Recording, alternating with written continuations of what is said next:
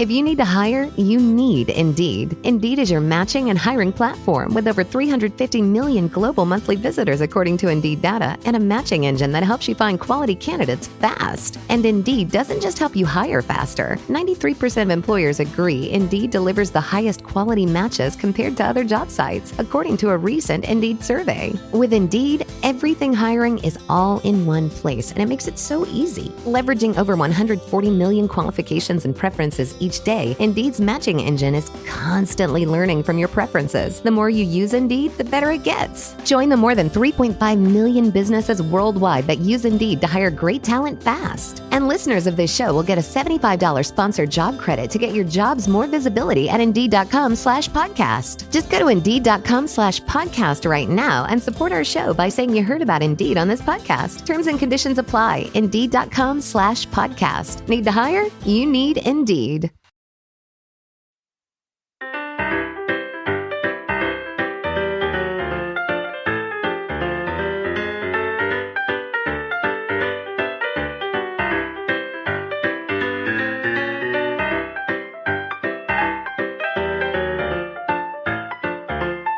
Hello, everyone, in podcast listening land. I'm Karen Devaney. And I'm Anne Varner. And we're sisters. Welcome to Sugar-Coated Murder, where we'll discuss And probably inappropriately laugh about and comment on. Yep, one of our favorite subjects. Murder. Oh, and we love to bake. And why not combine our two favorite subjects? Baking. And killers. Karen Devaney. Hello, Anne Varner. What you doing in my kitchen? Today I am making a Victorian sandwich. So, We'll be behind a spot of tea with it. well, you know, when we're doing our podcast, we're always drinking our spot of tea. Well, I don't Seem know to if have you've noticed misplaced this or mine. not, but you're the only one that Oh, drinks that's tea. true. I'm Right. the only one that drinks I the am tea. the one that makes the tea. Yes, for you do, and you do such a good job. I would never want to take that job from you. You're having Yes. a spot of tea. And so the reason that I'm making this, or the way that we came upon this recipe, is that, as you know, we are completely addicted to British baking shows. Yes, God, we love that Great British Baking Show. We've watched everything that they've put out on Netflix. And hello, can I get one of those ovens? Oh, I love my those gosh, ovens. Why don't we have those? There's a lot of things they have that we don't have, because I love their refrigerators. The refrigerators are super cool, but just the oven where the door scoots in. Oh, it just makes so much more yeah. sense in life. I love it. Yeah, I'm sure they exist, but just outside of our price range. Shut up. Yeah. There are people out there saying, wait, I've got that. Yeah, Well, exactly. damn it. That was in my old house. Shimmies. Yeah, that ain't us. So anyway, so the tradition is that my sister and I do not give each other birthday presents anymore. What we do is we give each other, we are in charge of making the dessert for their birthday. Yes. Whatever they request. And you requested this Victorian sponge. A Victorian sponge cake, please. Yes, so it's a Victorian sandwich. I don't know why they call it a sandwich, but it's because I guess you make a cake sandwich. I don't know. But you make a Victorian sponge, 2 layers, and then one layer is covered in, the first layer is covered in jam. Yes. And I cheat. I do not make my own jam. Why do you gotta tell people that? Well, just because when they get the recipe, they're going to be like, that hussy, when did she Yeah. make the jam? Yeah. I buy really high-end jam. Today I've bought some wild blueberry jam. Blueberry. Because I love blueberry. Blueberry jam. Blueberry anything, and I love wild blueberries. And so I'm going to use that as a jam, and then you put like fruit on top of that layer, and you put some homemade buttercream, or you could use whipped cream, but that sounds so silly to me when you could make your own buttercream.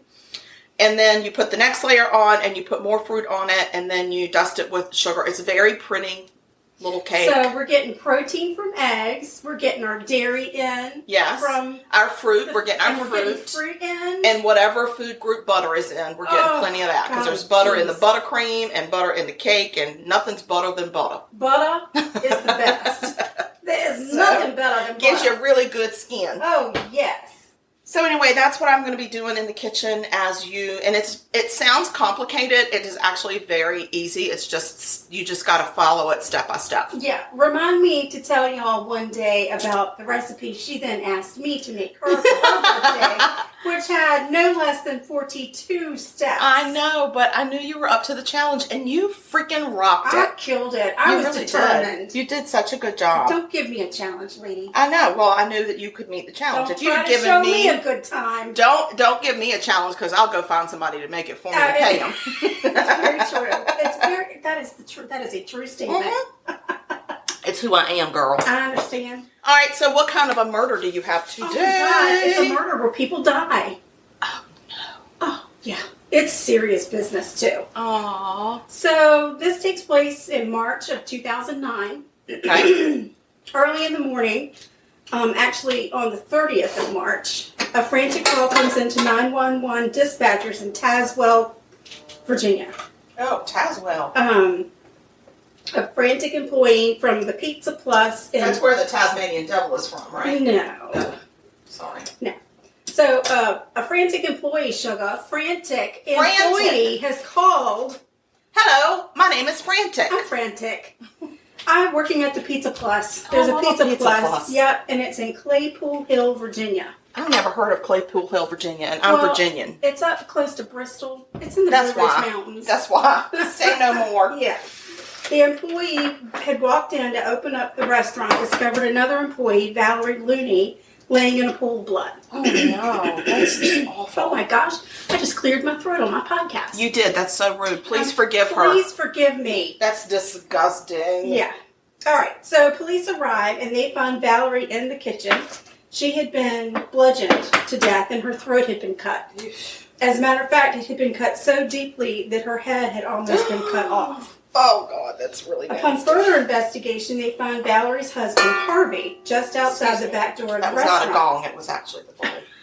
Listen, I'm telling a serious story. I know, These sorry. people have I died. want people to think that I gonged the dinner bell. You just need to be serious. I am. Okay. Anywho, poor Harvey, outside the back door, also dead, also has a cut throat. Oh, gosh. Harvey's the husband, by the way. The girl that's dead? Of Valerie, yes. Okay. So, and March 30th would have been Valerie and Harvey's 29th wedding anniversary. Oh, wow. I know. They're really in it to win it. But super sad. It is quite sad. Yeah. So, police start to search and see if they can figure out what happened. They find there's blood on the fire extinguisher. Oh. And they determined that that was the weapon used to bludgeon poor Valerie. Oh, my gosh. And then they also noticed that someone had mopped the floor in the kitchen. There was a mop. I didn't do it right. Oh, my keep God. Going. Just You keep know going. what, lady? We're trying to do a podcast here. Can you just stop screwing up the kitchen? Just I got for a it. minute. Just keep going. Stop being so distracted by me. For heaven's sakes. Anywho, poor Harvey. There was a mop. Somebody has mopped the floor. So there are no footprints. And they've left the mop by the back door. Because they had to mop as they were backing out. Seems like it. But there are bloody handprints on the mop. Oh. Ooh, don't. Dumbass. Right. So the investigators say, let's see what this person that made the 911 call has to say about what she thinks might have happened. So they sit down with her name is Michelle, and they ask her, is there anybody that you can think of that maybe the Loonies would have not been friends with? And she mentions... Wait, their name is Looney? Her last name is Looney. I thought you were saying, do you know any Loonies that would have done this? Oh my gosh. No. Sorry.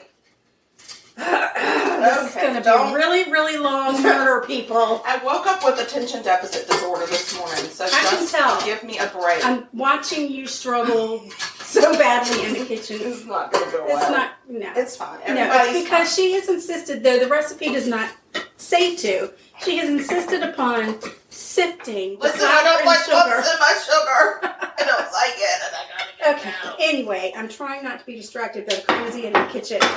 So, Michelle, the employee from the Pizza Plus, mentions that there is a guy that came in. His name was Homer Smith, and he would come in and talk to Valerie. And Valerie had mentioned that he was starting to scare her. Oh, wow. And the Uh-huh. staff at the Pizza Plus suspected that there was some illegal activity going on next door at the car wash where Homer worked. Wow. And they thought maybe they were selling some drugs. There was some sort of drug activity going on at the car wash. At the car wash. So, can we just sing that song for a minute? I'm trying to tell the tragic story of somebody It is death. tragic, but it's so depressing. I feel like I need to lighten the mood. At the car wash. Please, At the God. car, I don't know the rest of the words. At the car wash, you. Yo, that's the words? That's my words. All I'd right, rather listen so to the murder. the next thing the detectives do is they go and talk to Chris Looney. He's the only child of Harvey and Valerie. Chris was in his late 20s and lived at home with his parents. He and his wife had recently split up, and he was trying to get back on his feet. Chris told them that the night of the murder, he was at home watching TV, and detectives asked if he was concerned when his parents didn't come home that night, and he told them that they had planned to go out of town to Gatlinburg. Oh. Yes, I have not yet been, but I wish to. To celebrate their anniversary. So he hadn't expected to see them. Oh. When they asked him if he could think of anybody that would want to cause harm to his parents, he told them that there was someone that worked at the Pizza Plus named Brian Lee. And he knew for sure that Brian Lee is the one that did it. How did he know? He just did. Brian Lee delivered pizzas for the Pizza Plus. Okay. Chris said he didn't get along with Valerie. And several employees had mentioned that Valerie was strict, followed the rules. Yeah, because she's the boss and she owns the joint. Well, she doesn't own it. They don't own it. Okay, fine. They just work there. I never once in my story said that they were the owners of the Pizza Plus. I was trying to give them props. No, she just ruled with an iron fist. It's not good for her. So, detectives bring in old Brian for questioning, and Brian says, yeah, I didn't really get along with Valerie. She was, kind of strict or whatever. He had been there the night before, and he had been the closer. So he cleaned the kitchen, mopped the floor, left the floor out, the mop out back where he normally does, left, went to hang out with friends. So they're like, okay. They get the name of the friends that he hung out with and move him on his way. So they move on next to question Homer Smith. Homer is the one that works at the car wash. At the car wash? At the car wash. Yes, Homer Smith at the car wash. At the car wash doing the drugs. Yes, illegal activities. Right. He told police that he had washed his car the night before and then he parked it at the Pizza Plus, but he never got out of the car. Oh. He just sat there and then left. Okay. Surveillance video confirms that Homer did in fact go through the car wash and sit in the parking lot of the Pizza Plus but never get out. Hundreds of tips came in about the murders. Brian Lee, I'm sorry, just the give me a pizza second. delivery driver was cleared. Homer Smith was cleared. They had dead end after dead end. They had more dead ends than my sister at 6 weeks before she gets her hair cut. Oh gosh, I got a lot of dead ends right now. Detectives go back. They go back over the crime scene and they look over the autopsy report. They find out that Valerie had defensive wounds on her body. She'd fought back with whoever it was that murdered her. Harvey didn't have defensive wounds. In fact, the autopsy reported that he had some bruising around his neck, but he had actually died of a heart attack. And the autopsy also noted that his throat had been cut after he had died. Wow. So Valerie died from blunt force trauma to the brain. Okay. And her throat was slit too. her throat was cut, but it was. But after It death. wasn't after she died. Oh, so it was while she was still living. Right. Not like Harvey. Right. Okay. So Who's her husband? Yeah. And their last name is Looney. Yes. Okay, I got it. Married 29 years. Yes. Or 28 Point. 28 years, 364 days. Gosh. Well, I guess you're still married even after you die. I think you are. Anyhow, the investigation comes to a complete stop. This was in 2009. It isn't until 2012 that the case is assigned to an investigator with a fresh set of eyes. Okay. His only job is to go through that file and try to figure out anything that would help him solve that case. Oh, God. So this Claypool Hill, Virginia, is Yes. the town is 4 miles. It's Oh, a wow. 4 mile wide, long town. That's it. That's it. So the people that live there are just beside themselves that these police officers couldn't figure out who killed these people. I mean, my God, there are only so many people that live in the town, right? I would think. But it So- could have been out-of-towners. Could have been somebody moving through.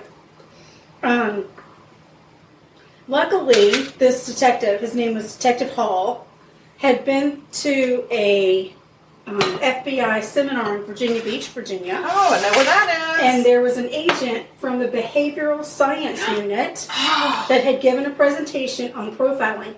And that's what really interested me because Mindhunter! we've been watching Mindhunter, and that's what they do. That was like the beginning of the behavioral science unit. Let me correct you. We've watched all the Mindhunters. We've watched them all. We're waiting for season 3. We are patiently waiting. Not patiently. Anywho, Detective Hall decides to send the information that he has in the file to the behavioral science unit at the FBI to see if they could come up with a profile for the killer. The profile they came back with says the killer would be male, between 20 and 30 years old, with a high school education, but no more. Oh my God, I just cleared my throat again. Every time you do that, I'm going to throw something at you. Yes, make sure it's food. No, because you'll just be constantly clearing your throat. He would be someone familiar with the operation of the restaurant, and he would have had a personal issue with the victims, especially Valerie, because the killer had shown so much rage in her killing. Right. November 12th, Detective Hall goes back to talk to Chris. Chris, who you'll remember is the son. Yes, I do remember that now that you said it. So he goes back and he says, you know, I've taken over the investigation, and I'm going to find your parents' killers. Oh my gosh. He goes back, Detective Hall goes back to his office and starts talking to some of the investigators who had done the work originally. Okay. And he says, you know, I had a conversation with Chris Looney, but he acted really strange.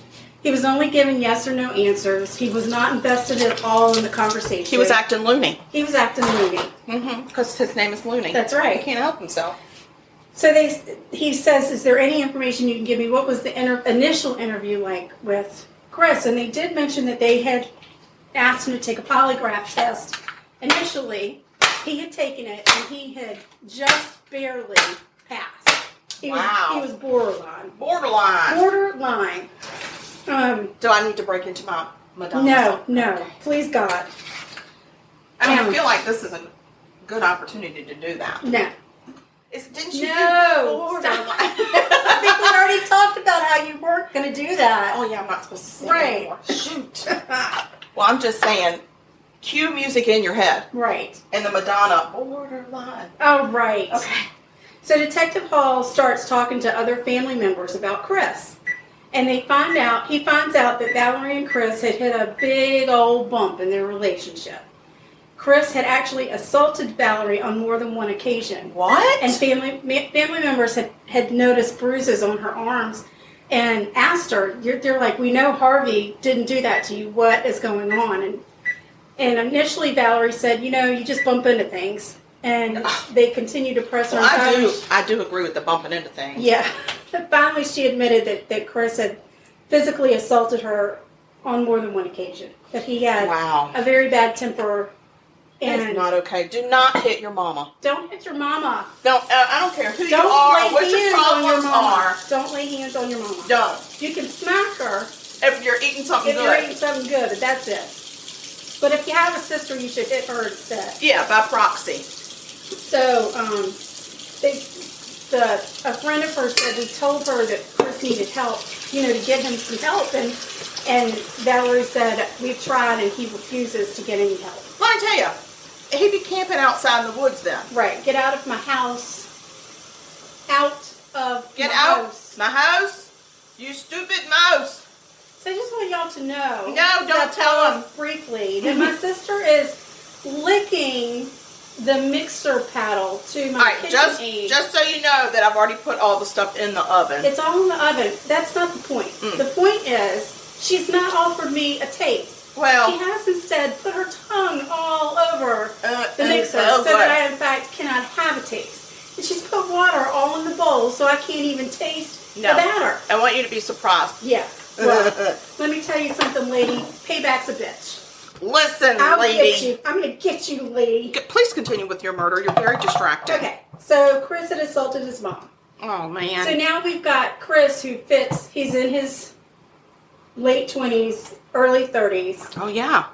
He fits the profile. He never went to college. He only graduated from high school. I don't know why that's not a big important. deal, but whatever. And he knew the operation of the pizza restaurant because he had been in there multiple times and at one point had worked in there. Yep. So here's the problem. Because he is the biological son of Valerie and Harvey, any of the DNA evidence that they have isn't going to point to him because there won't be any way to differentiate between the DNA profile of his mom and dad. Damn. Right. So the only thing they can do fingerprints is bring him back in and question him again, see if he'll break under. So knowing that they might be a little bit out of their league, the police department hires a professional interrogator. Oh, look at them. They've got that is badass. Yeah, they've got a defense attorney. I think that's my calling in life that I missed, but go ahead. They've got a defense attorney, the state police trooper, investigators sitting in another room watching through a window, and they're recording the conversation that's going on with Chris. So he comes in, or they call him back and say, hey, can you come in and do, talk to us again. We think we might have some new leads. We have new information on your parents' case. So he says, yes, sure, I'll come down. Well, on the day of the interview, Chris calls him cancels. Oh, my gosh. Tells him that he doesn't have his driver's license. We'll come get you, fool. Therefore, he can't drive. Or, as they say on River Street, call a handsome. A handsome? Call a handsome. Detective Hall, in fact, called a handsome. There you go. He sent someone over to pick Chris up, and then Chris agreed, to come in and sit down. During the interview, the interrogator points out there are a lot of inconsistencies in his story. One story specifically that was inconsistent is that Chris had said his parents were going to go to Gatlinburg to celebrate their anniversary. Yeah. After they got off work the night of the murders. Well, when they questioned some of the townspeople, and that's a small town. Small town. So they actually talked to the dentist in town who was friends with Harvey. Was it Dentist Nan? Excuse me? Don't you remember that Shel Silverstein poem called Dentist Nan? No. It's Dentist Dan, but the guy doesn't have any teeth, so he calls him Dentist Nan. Okay. Dear God. Please give her some sort of medication to help us get through this. Got it. So, anywho, the dentist had said that he and Harvey had planned to go fishing the following day. So they say, hey, Chris, did you know your dad was supposed to go fishing with the dentist? But now they shouldn't have And Chris saying, was like, oh, no, I didn't realize. I thought they were going to get Hey, dumbass. Right. I didn't know. I didn't realize. Right. So after a lot of questions and telling him about the inconsistencies, talking about the crime scene, under his breath, almost in a whisper, Chris says it was an accident. Oh, God. I accidentally beat my mother to death with a fire extinguisher and cut her throat. Oh, yeah. I hate it when those happen. The accidents, totally an accident. I mean, he must have been an accident-prone kid because he was constantly accidentally hitting his mama, too. Right. I didn't mean to hit her and fight her and cut her throat. Oh, my gosh. And what then a nasty kid. Almost took her head off with my knife. Yeah. That was an accident. Jackass. So anyway, he finally admits that he went to Pizza Plus on the night of the murders. He went to ask his mother for money to pay some court fines, explaining that if he didn't pay them, he would go to jail. I think he was going next door to buy some illegal items at the car wash. It sounds like that this Chris fellow might have gotten into some trouble with the law, which might be why he doesn't have his driver's license.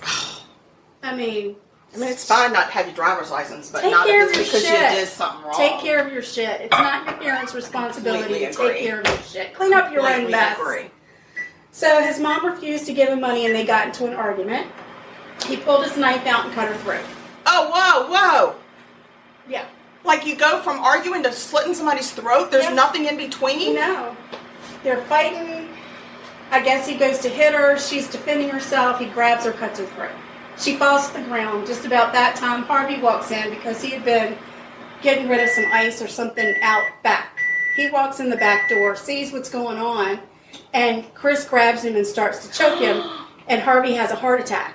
Oh my gosh. And falls out the back door.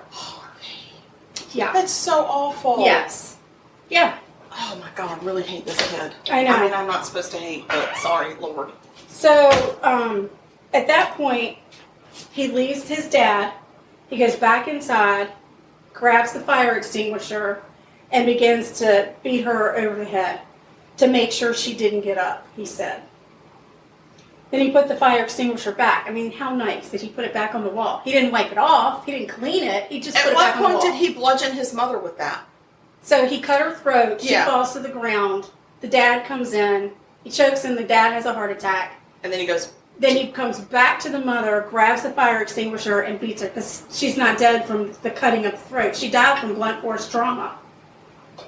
And then he went over to the dad and cut his throat. Then he goes and must have washed off his knife because there was some blood, a little bit of blood in the sink. Okay. Then he takes the mop from outside, mops the floor, and backs out the door. Okay. Cuts his dad's throat, hops in his truck, and drives away. Done. Oh my God. He's intolerable. So Chris stood to inherit $240,000 in life insurance. Wait a minute. What did you do? I didn't put any milk in. Is there milk in it? I don't know. Oh my God. Hold on. Everybody just wait. So now we don't know what's happening. No, that's for the buttercream. I'm good. Oh, for heaven's sake. Lord have mercy, sugar. You're just so distracting today. So this is my fault. Yep. Okay. Anyway, he stood to inherit $240,000 in life insurance. Which, to a kid, is a lot of lifetime money. of money. In 2014, Chris Looney pled no contest to 2 counts of capital murder in exchange for 2 life sentences without the possibility of parole. The family of both Harvey and Valerie did not want the death penalty in the case, which is why it's their kin. Right. Well, no, they're still very angry and upset. They just didn't want to have the death penalty on their heads. That's a very tragic story. And that kid, I mean, that's just, you just can't. That's not okay. No. Kids that turn against their family members, really, it's quite disturbing. It is, and it's so hard. I can't imagine being in a situation where I've let my grown son move back into my house, and because he's fallen on hard times, and he puts his hands on me or something. Yeah, can you imagine Harvey as he walks in and his grown son has already slit the throat of his mom, comes over and starts to choke you. No wonder he had a heart attack. Right. He's like, what the hell is happening? Right. And that kid is so stupid because he thinks he's going to get away with it. Continues to live in their house, drives their car. Like he's so entitled. Right. Fuck. That's what I'm saying. I'm saying fuck.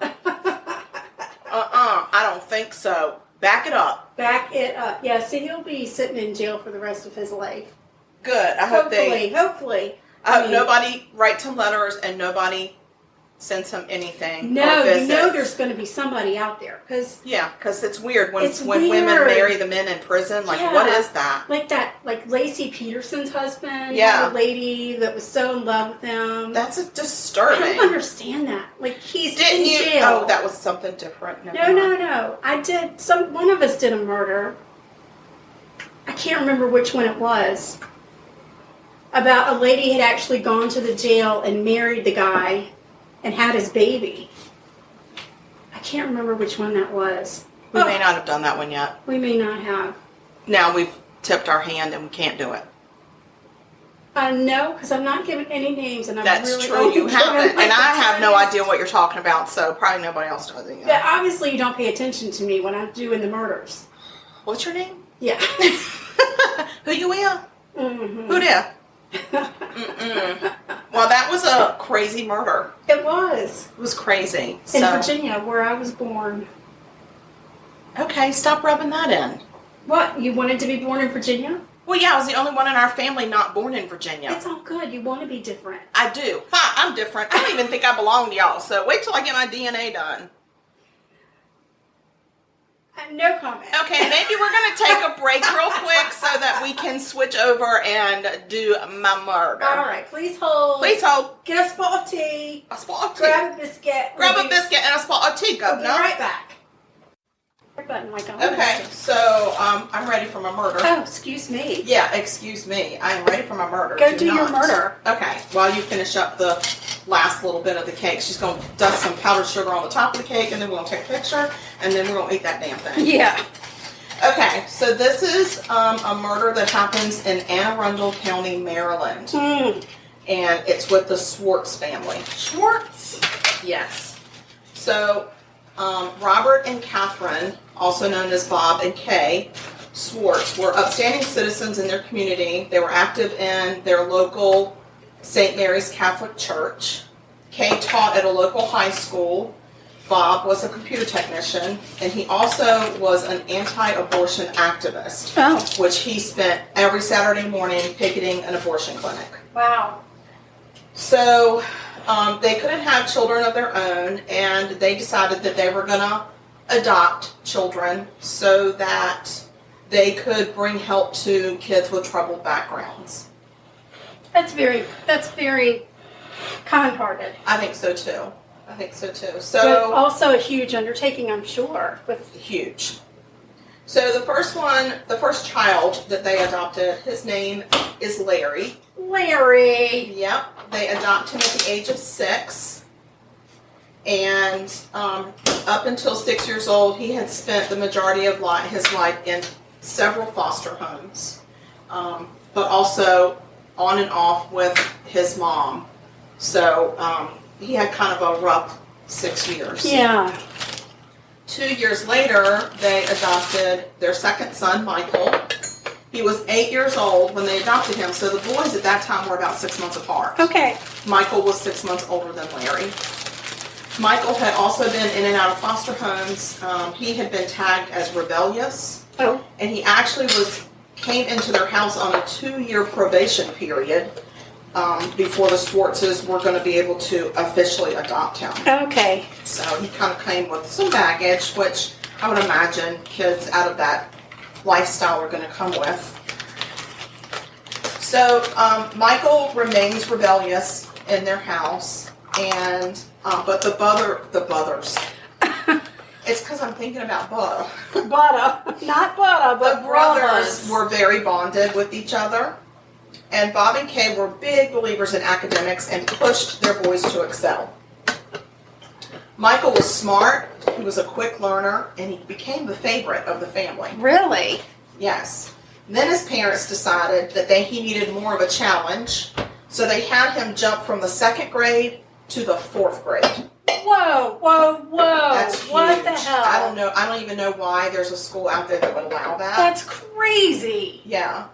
So Because it's not just about school smarts. It's about where you are socially I agree. in your development. Wow. Well, so that the is change crazy. was not good for Michael. I'm sure. He still had the maturity of a 2nd grader. Right. He didn't fit in.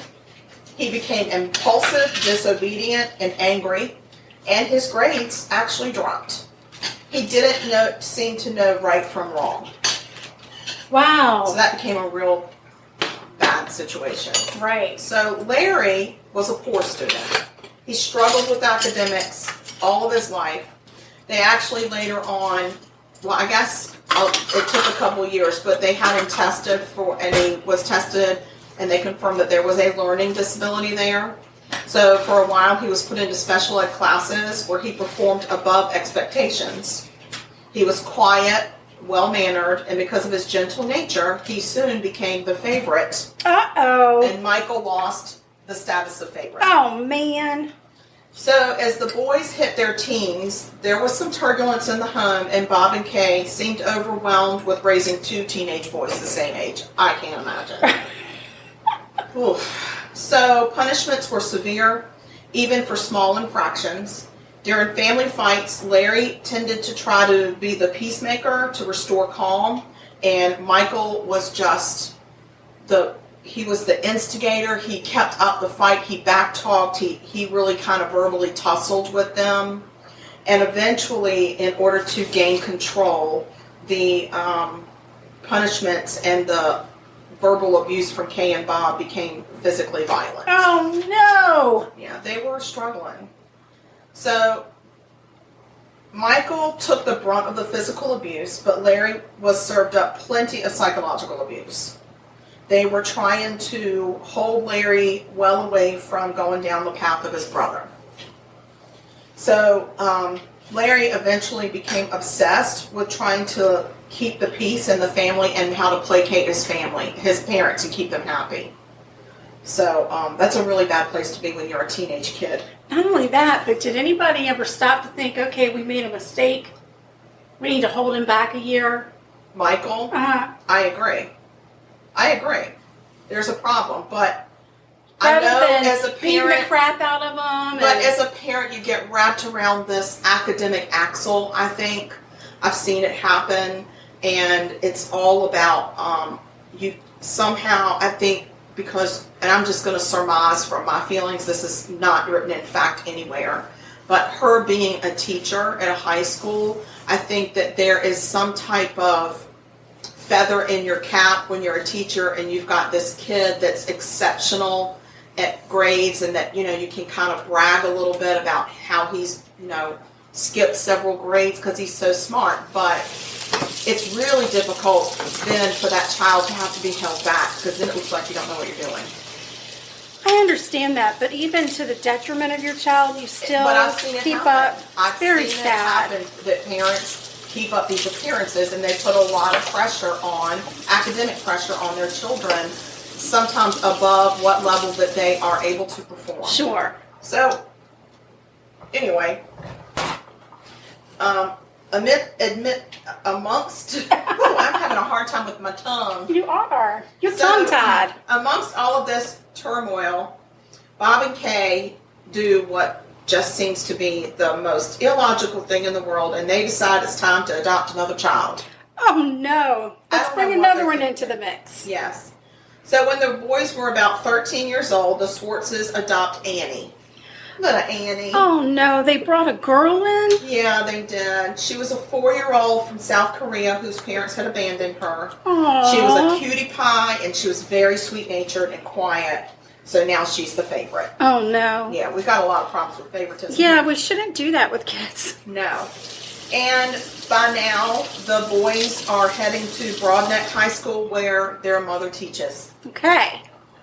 One night, Michael sneaks out of the house against his parents' wishes to go hang out with some friends, and when he returned home at 10 o'clock, he had been locked out.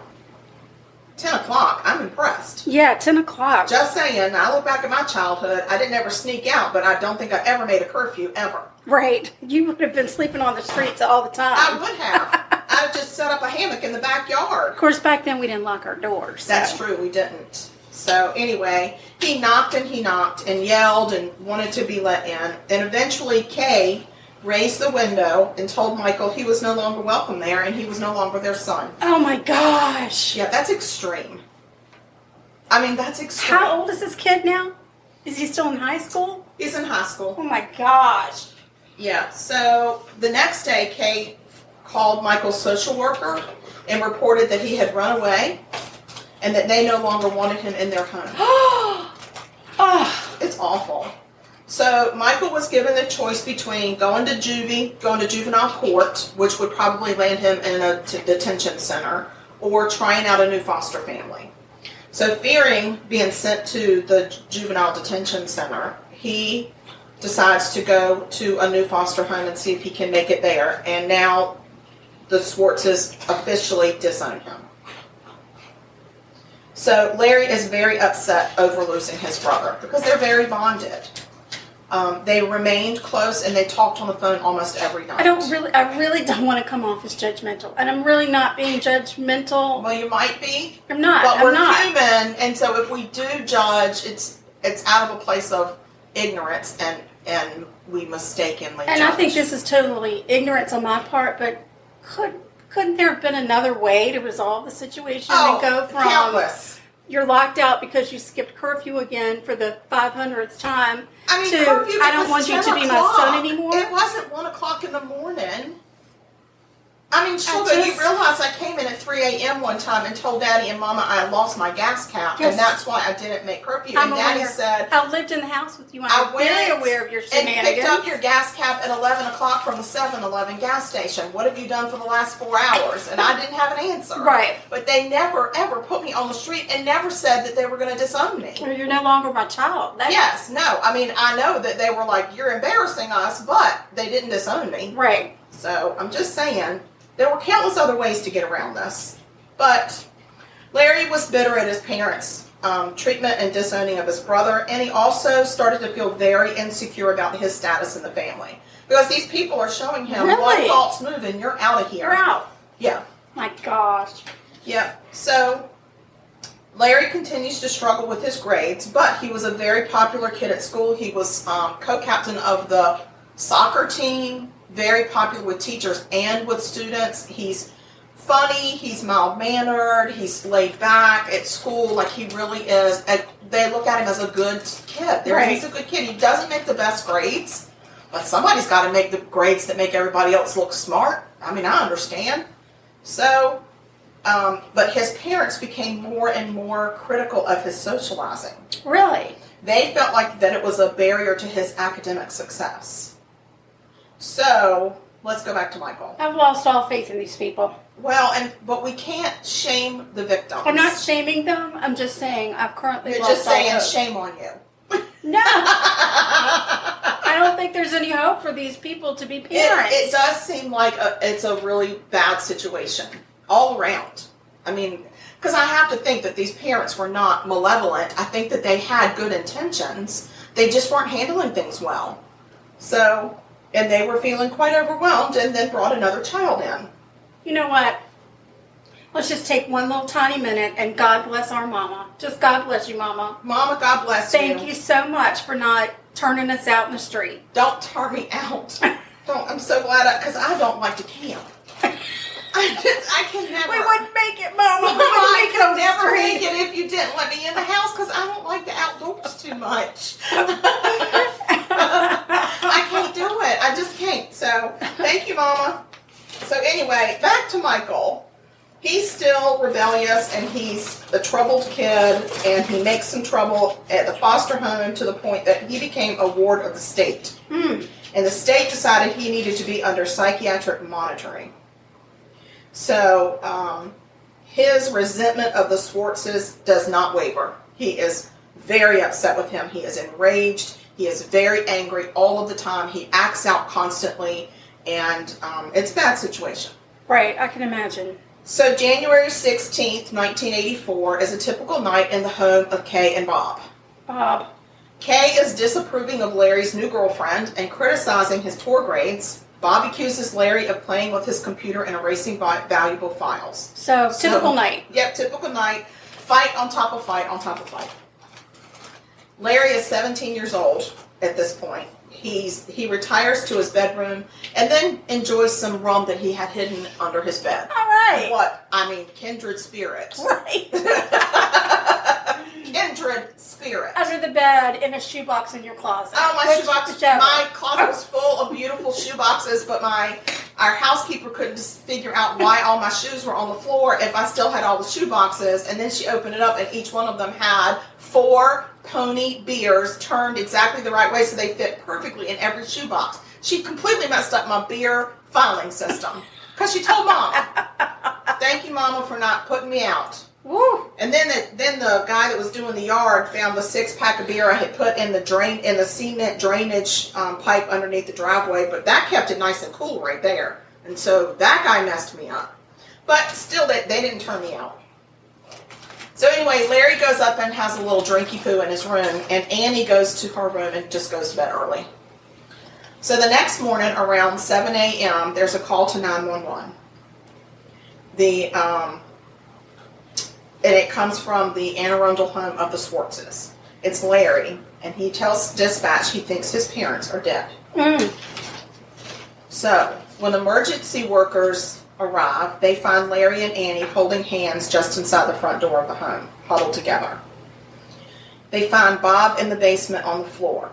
He's covered in blood, and he has numerous slashings around his chest and arms. Oh, Bob.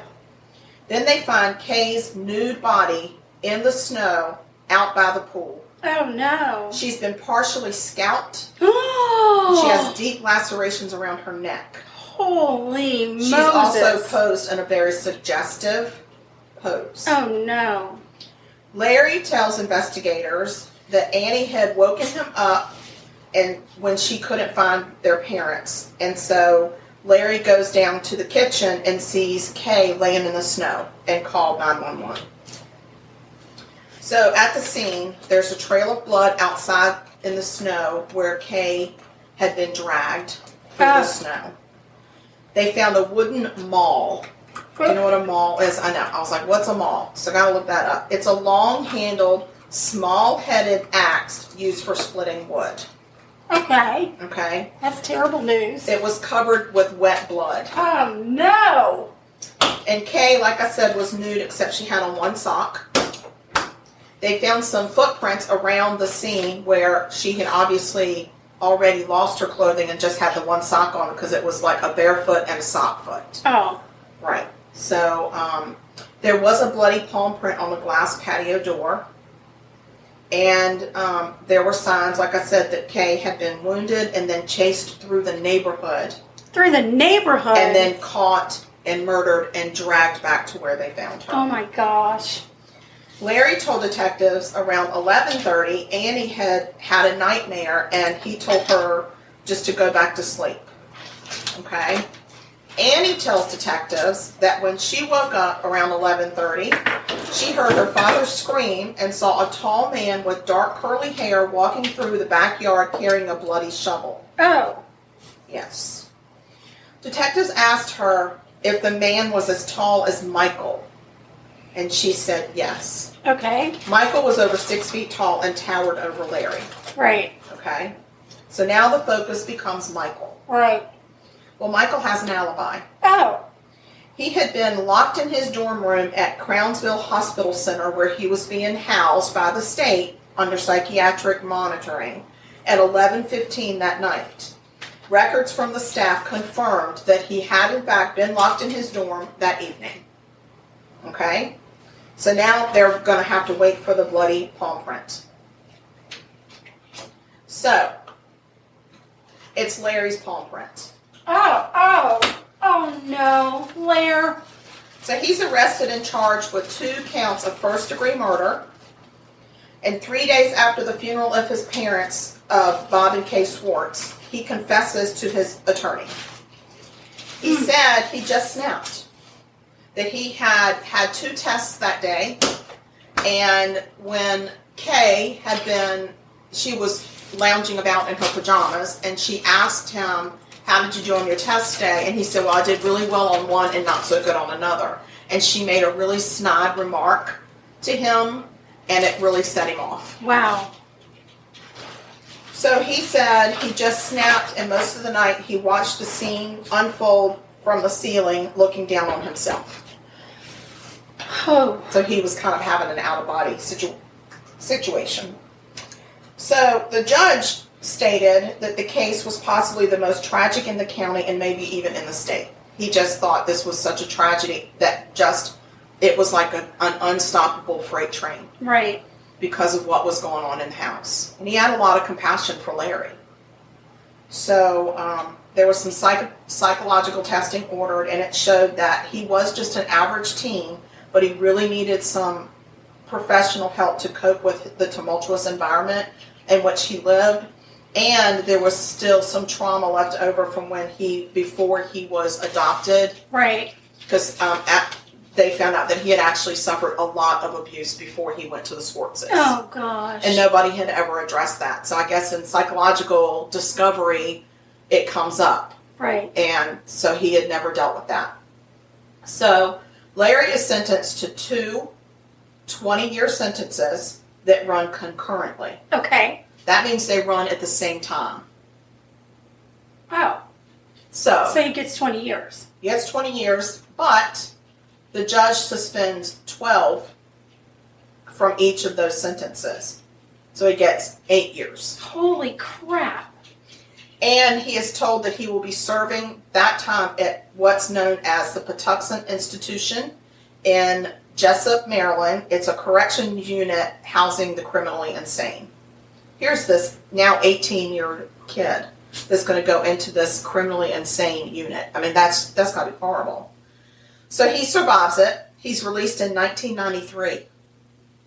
So he only served 9 years total. For 2 murders. For 2 horrific murders.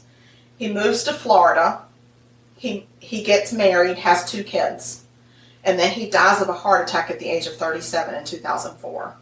Wow. Yeah. But Michael is the biggest loser. Because, I know. Really? Because it feels like Bob and Kay may have been the biggest losers. I mean, as far as the kids go. And what about the poor little girl? She gets at first she gets moved over to the Eastern Shore to be with family. But still. And then after that, she's readopted. And excuse me, Trout, this is my computer. Try to press a button. Get, scout, Trout, with your snout. Ugh. Anyway. Yeah, so, let's think about this for a second. That poor girl gets adopted. She's in this horrible household. She's the favorite. She's got 2 brothers that are assholes. One gets kicked out. The other one's hanging in. And then he murders both the parents. Then they send her to live with family members of Bob and Kay. Right. And then they decide they don't want her. No, she gets readopted and goes to live in Annapolis. I'm hoping that whoever readopted her treated her like a princess. And that she's gotten some major psychiatric care. Oh my gosh. Because this is traumatic. But I don't know because they didn't say anything else about Annie, so stop trying to take me down a rabbit hole. I'm not. I just wanted you to know that I don't think Michael's the biggest loser. Well, just listen to me and I'm going to say why. Okay. So, Larry's in prison. Okay. Annie's readopted. Okay. Michael, at the age of 18, has nobody. Nobody. Okay. So, nobody stepped up and said, we'll take Michael too. They just left him on his own. Okay? And he continues, and he doesn't get psychiatric testing or treatment or nothing. So he continues with his troubled life. And at the age of 25, he commits a murder during a robbery. He was robbing a man for a jar of coins. Nope. Quarters. And he murders him. Accidentally. But it was an accidental murder. Oh my gosh. But Michael I keep hearing about these accidentals. Life without parole. There is no judge there for compassion. There's no judge there to say you grew up in a really difficult situation. None of that. At this point, you're 25 years old, you murdered somebody for a jar of quarters, you're going to prison, life without parole. I think that's a good, sound judgment. I mean, I know it's a good judgment. I'm not questioning the judgment. I'm just sorry that Michael... It would be different there's no if he... happy ending for him. Maybe it is a happy ending for him. Oh, because now he's so happy? Because now he has somebody. Oh, he's got a lot of bodies. Yes. Not people that he needs to hang out with. You and I don't see eye to eye. It's better than nobody. That's true. I ain't got nobody. Okay, so I'm not supposed to sing in my podcast.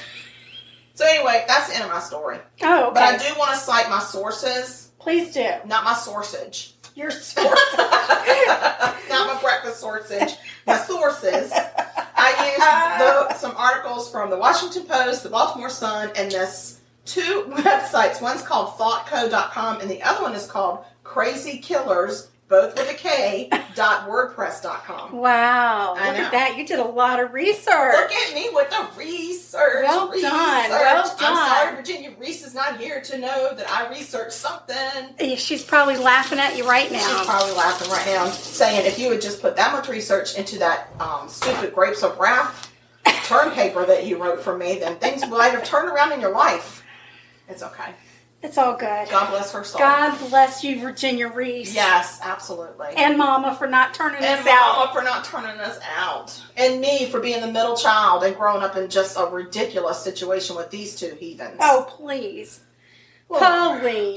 Please. So, anyway, that's my murder, but I did want to tell you one thing. Let's hear it. First of all, I want to thank everybody for listening. We're over the moon excited that we have finally launched and that people are actually listening to us, and nobody yet, knock on wood, has disowned us. Not yet. Not yet. Stay tuned. It's coming. So the other thing is, if anybody wants the recipe to my Victorian sandwich, so you can email us and we'll give you the recipe. I'm going to give a shout out to Miss Caitlin because she emailed us and she got 2 recipes from us. Thank you, which Caitlin. means A, I know she's listening, and B, she hungry. She's hungry. She hungry, girl. So anyway, shout out to Caitlin. If anybody needs to or wants to not murder us. Don't murder Oh us. gosh, please Don't no. murder Please. us. That's so bad. No, that's We just don't- mean-spirited. We really don't want any murder. No, and you need Don't to get your murder words us. straight. I'm having a hard time today. And we even did all of our- Murder.sugarcoated@gmail.com. Yes, murder. Murder.sugarcoated@gmail.com. Yay! Yes. So anyway, we hope that you all enjoy. Where's my cake? Oh, please, let me just give you a spot of cake. I need a spot of cake. Yes. Here you go. Please. Have a taste. Okay. Looks good. Oh gosh, I can't wait. Oh, it's Oh. very pretty. I did a good job. Oh, okay. Sweet baby Jesus. That is so good. That is so good.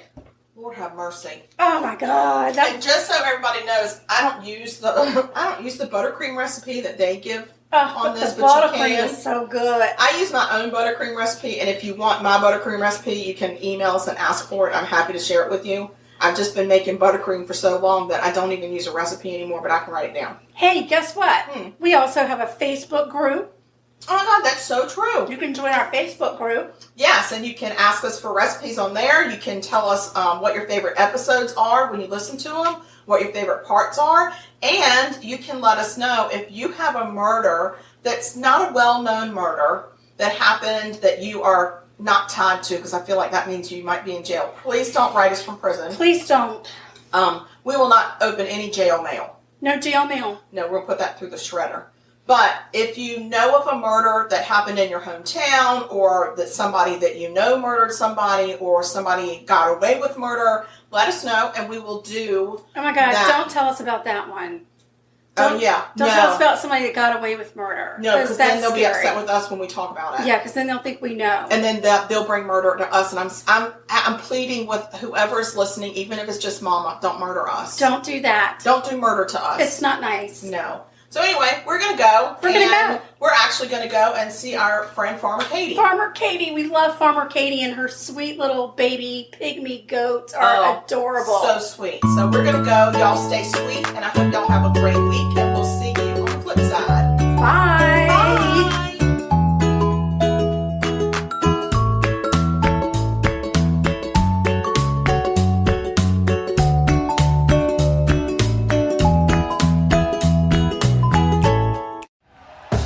Thank you for listening to Believe. You can show support to your host by subscribing to the show and giving us a 5-star rating on your preferred platform. Check us out at Believe.com and search for BLEAV on YouTube.